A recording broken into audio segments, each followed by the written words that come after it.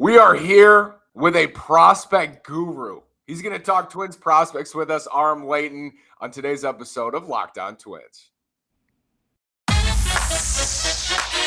You are Locked On Twins, your daily Minnesota Twins podcast, part of the Locked On Podcast Network, your team every day.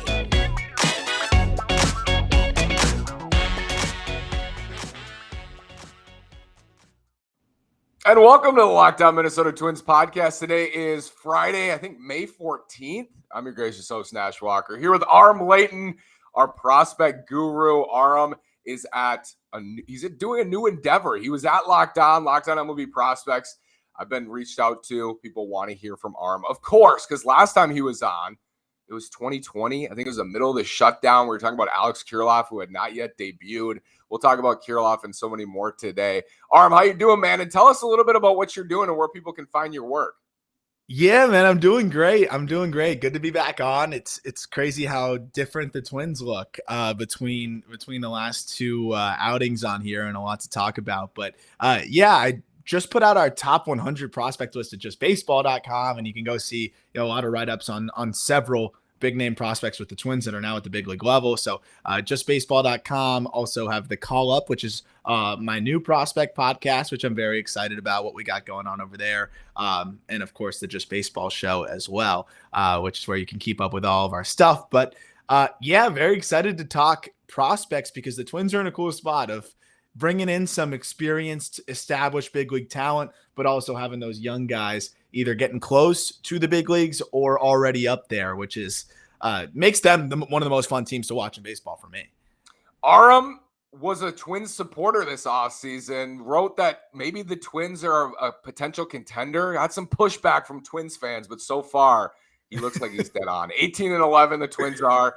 And as you mentioned, a fun spot because we knew so many of these top prospects were in the upper minors, AA, AAA, 23-year-olds, 24-year-olds, even 25-year-old top prospects in the system. And now we're seeing them start to trickle in. So even over the last week, let's talk about who we've seen debut. Royce Lewis, Jose Miranda have both debuted. In the last 3 or 4 weeks, Josh Winder made the opening day roster, has made some starts for the Twins.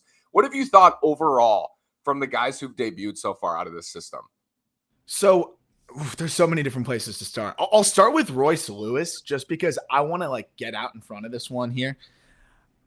Royce Lewis is a very interesting learning opportunity for me because you have to approach prospects pretty holistically, but at the same time, you got to be able to put certain types of players into certain buckets, but you have to be able to also acknowledge when there's just unicorns. Right. And Royce Lewis is a unicorn. I think I underestimated how much of a unicorn he is.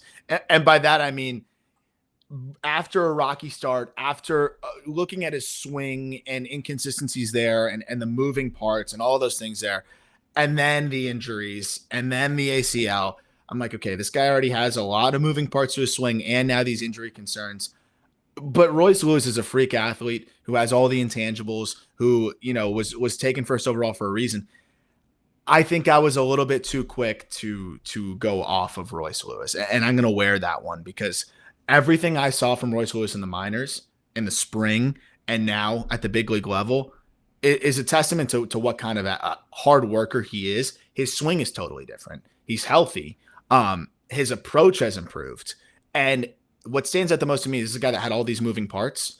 His swing is really tame, really quiet now, and he's still putting up elite exit velos. So when I see a guy like that, I'm like, all right, Aram, store this one in the memory bank. When he's a freak athlete, you don't swear him off, especially when they have the intangibles that Royce Lewis has, which everyone knows how he's like a 30-year-old already with the way he approaches the game, and having him with Correa in the same clubhouse is going to be really special.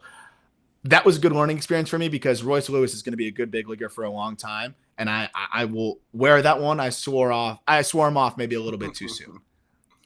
I want to ask you too. Sometimes I look at these prospects and I don't know I want to hear how you value certain types of prospects. You have Royce Lewis, who, as you mentioned, amazing athlete, has had some bumps in the road, and Austin Martin too. And those are probably the two top, I don't know how you rank the Twins system, but those are, I think, the top two prospects in the system at this point. Austin Martin, also a great athlete, but maybe just doesn't have the upside that Lewis has. And I know that you were down on Martin in rankings dating back to last summer, and now hit a home run the other day, but is slugging .337. And I will say, since he was acquired last year, I've soured a little bit on Austin Martin as well, just because it feels like they're not going to get that slam dunk value out of that Jose Barrios trade. I mean, Simeon Woods-Richardson looks great. We can talk about him too. But Austin Martin, and I don't want to compare, but how does a prospect like Martin, how do you view someone like that with a higher floor but maybe a lower ceiling? Yeah, that was my problem with Martin was, I always had Miranda ahead of him dating back to, mid-season last year, just because I look at Miranda and I'm like, the bat to ball is still fantastic there. And he's a guy that's not going to strike out. It's quality contact. I think he's going to heat up, and I think we're starting to see him already heat up. And I had Miranda ahead of him because you still had the proximity to the big leagues with Miranda, but also, just the upside 30 plus home runs there. When I look at Austin Martin, it was a combination of things. I don't think he's ever going to impact the baseball enough to be, this all-star caliber player. There's a ton of value to a guy that you can almost guarantee will hit enough to be a big leaguer in some sort of capacity. But I think the more we see of Martin, the more we start to question, what is that capacity going to be? And, if he's not consistently putting up high-end on-base percentage figures, what other value is he giving you? Because he's not the fastest guy in the world. His defensive value is up in the air. I don't think he's sticking at shortstop. The bat doesn't profile at third. Center field probably makes the most sense for him long-term, but how is he going to look out there consistently? That's not a position you learn overnight. Second base makes a ton of sense, but how much value you get out of a second baseman that's, hitting more for average. I mean, the Twins already have one of those guys that does it as well as anybody in Arias. I just don't know if Austin Martin has enough to really dream about to have him that high up there in the top 100, in my opinion. And that's why I have him. I've always had him a little bit lower. And going into this year, he's doing a little bit worse than I would have expected. I thought the on-base percentage would always be there. But yeah, like you mentioned, there's just not that much slug right now. And that's why we've always had Martin towards the 70 range, rather than the top 50 like others have on the top 100 list. But, I still think it's early and he's a guy that could get going pretty quickly. For those who don't know, Aram is from South Florida, grew up a Marlins fan, was the host of Locked On Marlins, still does a ton of Marlins stuff. So let's look at the other half of this trade. A guy who was in the Marlins division at one point, Simeon Woods-Richardson, was a Met, traded. Now he's a Twin. And I think there was a lot of upside with Woods-Richardson because he was so young at the time, right? He was 20 years old. He's already at AA, but really struggled last year. And then to begin this year, I believe it was 25 or 26 scoreless innings in a row. I'm really curious to know to hear what you think about Woods-Richardson. So I always liked Woods-Richardson a lot. And I thought that it was kind of a testament to the quote unquote value of Austin Martin was the fact that Simeon Woods-Richardson was also added in there because I think that was somebody that the Twins were very happy to get. You look at the numbers, they're a little bit shaky, but he was also the youngest pitcher at the AA level last year. Also went and pitched in the Olympics, so he had a little bit of a gap in between. His velo was down, and that was something that was a bit concerning to me. But so far this year, the velo has been back up. He's been back to 92, 94 with a ton of movement and life on the fastball. The slider is really good, and he mixes in a curveball and a changeup also. So, he has a unique arsenal, 4 pitches that he trusts big time. And the fact that the velo is back, you're seeing the results in the early going here. He's not going to rack up a crazy amount of Ks, but he's a soft contact inducer. I think the Ks are going to continue to tick up as his stuff continues to come back and tick up a little bit, and he gains more confidence in the secondaries. But, I really love the changeup as well. And with the velo bumping up in the fastball, I think the changeup's going to play up as well. The command is really impressive. To me, he's a high floor back end of the rotation arm with the upside of a number 3 type of guy, which, I think could be a really exciting arm for you. And I mean, he's doing this in AA. I mean, that's the really exciting thing too, is, he's doing it in AA, and outside of the one start finally where he came back down to earth, and he was otherworldly through the first 5 starts of the season. And, he finally gave up a run. He gave up 4 of them, but that was to the Dodgers, and the Dodgers AA lineup is one of the more loaded in baseball and in minor league baseball. And he still punched out 6 and walked 1. So, I mean, this guy's got a lot going for him, and I think could be in the big league sooner rather than later. It feels like the Twins have had at least a handful of guys who may slot into the back of the major league rotation in due time. And one of those guys was Josh Winder. What do you like about Josh Winder so far, Aram? And what did you like about him when he was a prospect? So Winder's been really impressive, right? I mean, and a really fun development to see, because I mean, he's a guy that, is a big bonus overall. And we were kind of wondering, how are they going to piece it together this year? How are the Twins going to piece together the pitching? And I know that was a very fair question by many to have. What I like about Winder is similar to Woods Richardson. He's got so many ways that he can attack you. He's got the four-seamer. He's got the slider. He's got the curveball. He's got the changeup. And he has confidence in all of them. But the fastball is ticked up too. And again, it's kind of what we said with Woods Richardson. Winder always had more of an average fastball. Now it's a closer to a plus fastball where he's sitting, 94 to 96. The slider's ticked up to the low to mid 80s. And then he mixes in that curveball and changeup. I think he's a starter, man. And I think he's a guy that should be getting consistent opportunity in the back end of that rotation. I know he's being used more as a swingman, I would say, thus far, right? But I think with the 4 pitches that he has, the command is what I think, to answer your question directly, has stood out the most to me. The feel for the 4 pitches. I mean, look at his walk rates across every level. It hasn't really changed at the big league level. Usually we'll see guys with 4 pitches start to nibble a bit more. He's not nibbling. He's going after guys, just mixing things up well. I want to see this guy pitching every 5th day. I'm curious what Twins fans think, but I've liked what I've seen in terms of the command combined with the 4 pitches that I think are big league caliber. Last time we talked, this temper, 2 years ago. This was 2 years ago. But at the time, I remember your excitement about Alex Kirilloff for Twins fans and your excitement about Trevor Larnach as well. And now we're back, and Kirilloff's dealt with a lot of wrist problems. He's been hurt. He hasn't been very effective at the major league level, is now back, was on the injured list again with the wrist.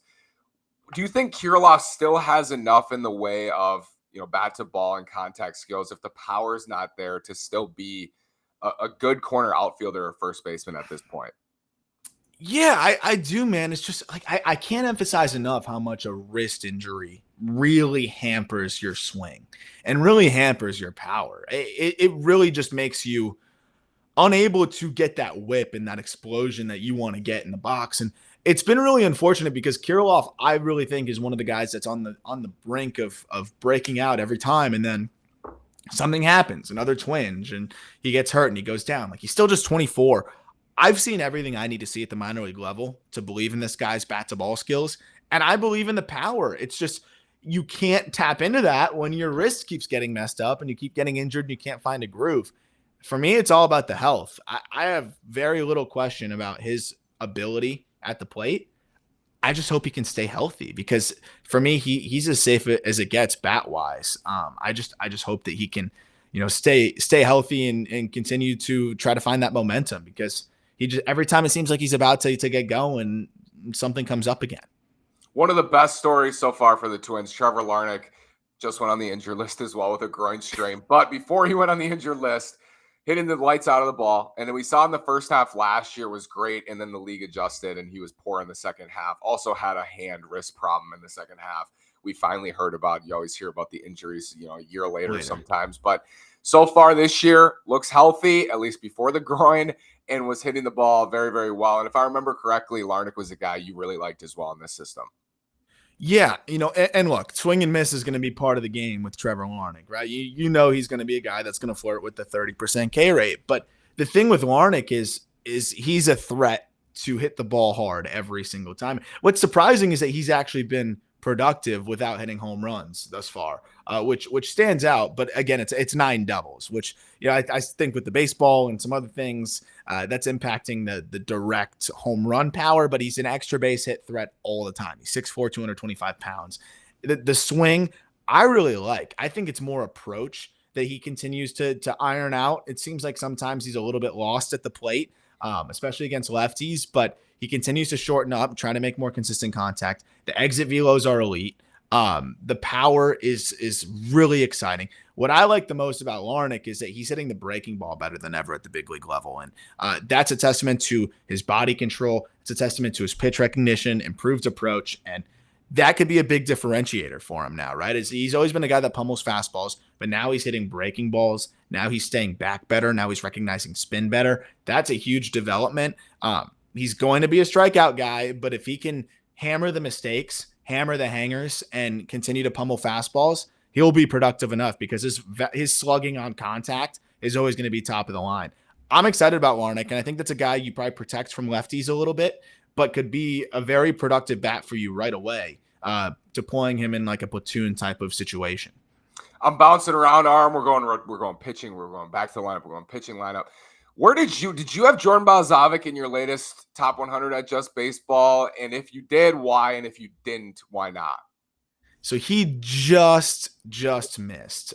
He was one of the guys that we were probably hashing it out for a minute, and I think, with Boskovic, for me, it was really just the lack of swing and miss in the last season and a little bit of a regression in command.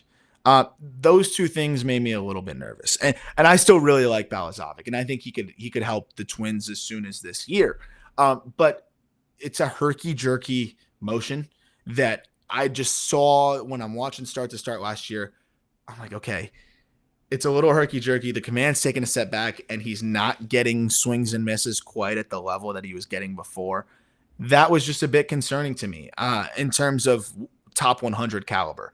I think he's still a really, really good prospect. I think he could easily be in the mid-season update if he throws well and shows improvements in the command department this year. I thought he looked good in his first outing. He went 3 2/3, and the stuff looks pretty darn good, but the walks kind of crept in again. That's the thing for me, is if he's not going to get top of the scale swings and misses, I need to see that command be more close to where we saw it in low A and high A, and not 3.5 walks per 9. And that's kind of what held me back here. But at 6'5", with his stuff and his explosive fastball, he could be a really good middle of the rotation type of starter. Speaking of middle of the rotation, or maybe even potential aces, Max Meyer, of course, Minnesota legend, was drawing up trade possibilities, hopefully. And now, of course, he's just pitching extremely well in the Marlins system, as a lot of their pitchers do, but that hasn't been the case in the Twins system for a long time. So I know there's excitement here among the fan base that finally it's starting to produce. Joe Ryan wasn't developed as a Twin, but he's come up and obviously looks very good. And Josh Winder, and hopefully Boskovic joins him. Why do you think this team, and last year they were so boring, just so dull to watch on a nightly basis? The other day, Aram tweeted that he thinks the Twins are one of the more exciting teams in baseball right now. Why do you think that's the case? So, Byron Buxton's appointment television, right? He's a cheat code. He's a joke. Carlos Correa was heating up before the injury. I'm a big fan of Correa and what he does at shortstop, and obviously at the plate as well. And then just the combination of two of my favorite big leaguers to watch with Buxton and Correa, and then you also have the prospect allure. I'm just so sold, because when you have a healthy Kirilloff, someone that I still think is on the verge of putting it all together whenever he's healthy. Jose Miranda is a prospect that I'm fully sold on the 2021 breakout. And that's something I've talked about. Like, I love what we saw from him. I think he's going to be a guy that's never going to walk much, but the bat to ball is impressive. And I think he's going to continue to start to tap into that power as we see, and put up some pretty impressive towering home runs. And then you combine the elite, fun, exciting talent with prospects like Kirilloff, Miranda, of course, now Royce Lewis. I just think they're so much fun. And then Joe Ryan, to me, is a guy that we've been super high on for a while. I've always loved watching pitch, and now has been really fun to watch. And then John Duran is another cheat code level guy out of the bullpen that just makes it so much fun for me. I could watch this team play all day, and I'm glad that the Twins have something brewing here. With what they've been able to build rather quickly, which, I thought they could do it, but I'm glad to see them actually push the chips forward and make it happen. It's been fun so far, and hopefully they keep it going. I want to know your opinion on a trade they made this offseason, a guy from the National League, in Sonny Gray, coming over from the Reds for Chase Petty. What'd you think of that deal, Aram? And what do you think generally? Are you on the never draft high school pitchers train, or are you more so you're willing to take that risk? What do you think of that deal? I would say I'm not a never draft high school pitchers guy, but I'm a tread lightly when it comes to high school pitchers, right? Like Jackson Jobe in this past draft is a guy I would take in 2 seconds, right? Big athletic dude, easy velo, already a plus slider. But I look at Chase Petty. If I have an opportunity to upgrade my team for the next 2 years with Sonny Gray, I'm happy to trade a Chase Petty, especially with what the Twins have been able to do with acquiring prospect talent over the last year. I think they've built that system up with the way a lot of it is turned around with some of the way that the arms have developed. Chase Petty's going to take forever to get there. He's got a ton of reliever risk. You can cash in when his value is still extremely high. He's looked good out of the gate. We'll see how he looks at the next levels. He's in low A right now. But if you can get Sonny Gray for Chase Petty, it's a no-brainer for me. We saw the Mets do something similar. JT Ginn for Bassett. I think Chase Petty's obviously a better prospect. But I would also say that Bassett's look great, but you're hoping Sonny Gray will be a little bit better and also comes with another year of control. Bassett, only has this year where he's under control. I loved the deal. I personally love the deal.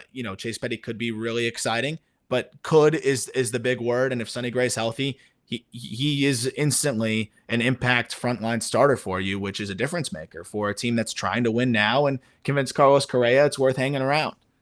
Twins fans are going to absolutely love this, Aram. Let's finish with this. I'm curious because this is a division that's always at the top of the draft. Always drafting high. You see the Twins draft first in 2017. The Tigers take Torkelson in 2020. The Royals have had perennial top 5 picks. So it feels like the system should be good here in the Central, at least outside of Chicago, where they've promoted a lot of prospects. But what do you think about the American League Central? Who do you think has a system that has the best chance to pop in the next, 2 or 3 years?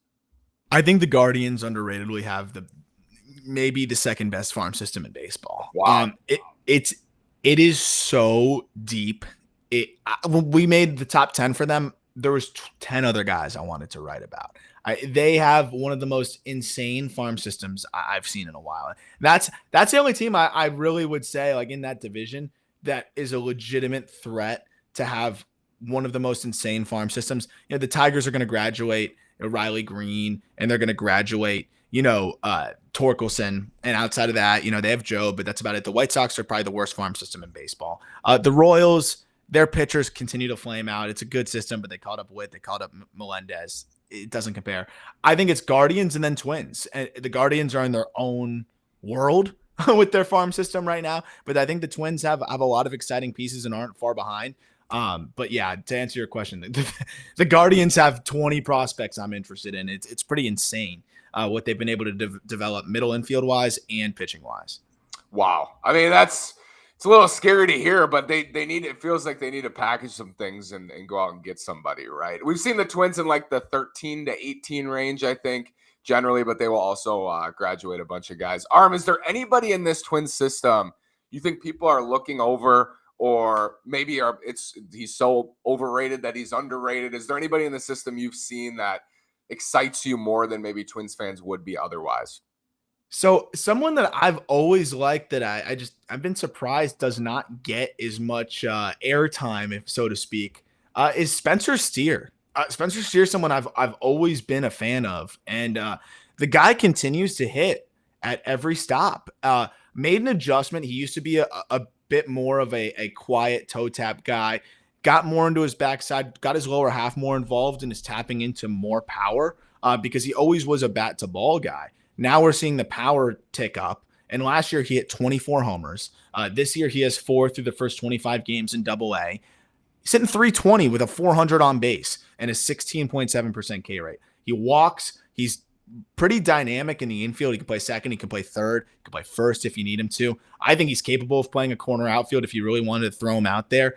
He's an above average runner. I think Spencer Steer could be a really solid big league, utility man type. And nobody really talks about him. And I think it could be maybe even an above average, regular if he continues to hit the way that he's hitting. I'm a big fan of Spencer Steer. And then one other name is Kyler Fedko. I think he's really interesting to follow. He has been raking. I saw him in the Cape, a couple years back, and I was impressed with his projectability. And so far in low A, he has been really good. He was a 12th round pick in 2021.